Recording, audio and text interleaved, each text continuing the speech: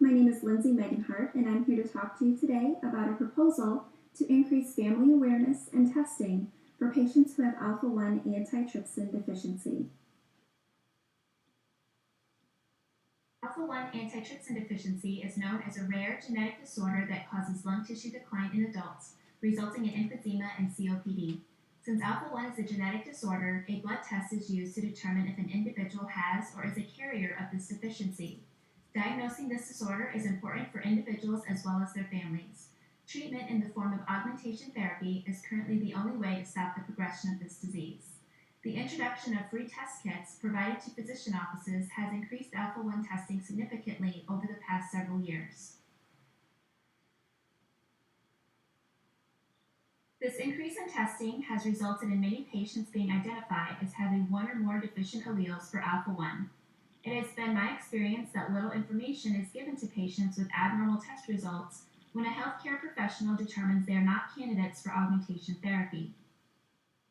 Patients carrying deficient alleles are typically informed that they carry the deficiency, but little or no information is conveyed on the potential impact of the disease on their family members, given that this is a genetic condition.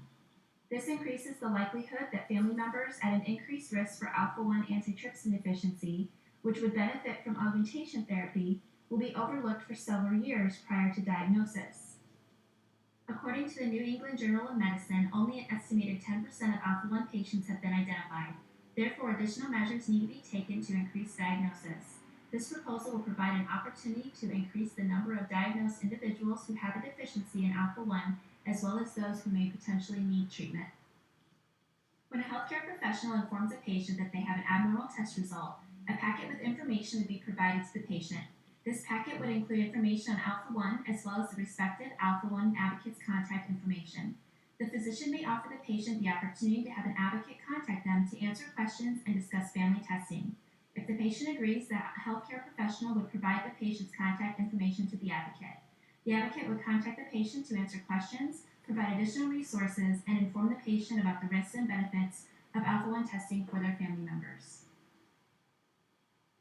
This proposal is directed towards the strategic planning of the pharmaceutical companies that manufacture treatment for individuals with alpha-1 deficiency. The budget needed for this proposal involves the yearly salaries of 8 advocates who will cover the U.S., working from home, and be responsible for contacting diagnosed patients via telephone to help facilitate family testing. Costs also include the educational brochures and mailing supplies needed to facilitate family disease awareness and understanding. This proposal provides return of investment by identifying more individuals with alpha-1 antitrypsin deficiency who potentially need treatment. This chart provides identification estimates on the extremely low side. Let's say each advocate is able to identify only one patient a year that needs treatment. That means 8 patients multiplied by the cost of treatment, which is approximately $100,000 a year.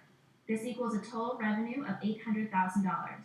Subtracting the estimated budget for this program gives a return of investment of $471,000 for the first year. Now, the treatment for alpha-1 is a lifelong therapy, which means each of these 8 newly diagnosed patients will be needing therapy in year 2, year 3, and so on. In year 2, you can see how the addition of the revenue from therapy from the patients found in year 1 has significantly increased the return of investment. Again, this is assuming that each advocate is only able to identify one patient who needs treatment each year. This service can be part of the integrated delivery system by creating an additional service provided to physician offices and their patients. When a patient has the correct diagnosis for their symptoms and is given information on how to manage their disease effectively, this can significantly reduce the amount of time and money spent on treatment. This proposal can make a huge impact on reimbursement for physicians and hospitals, with patients being correctly diagnosed and treated. The underdiagnosis of individuals with alpha-1 is something that needs to be addressed. This proposal accomplishes this need with minimal cost and high return of investment. I appreciate your time listening to this proposal, and I hope you consider this opportunity to help identify more individuals with alpha-1 deficiency, and in return provide a service which will create brand loyalty to physician offices and their patients, which will also increase your company's position in the marketplace.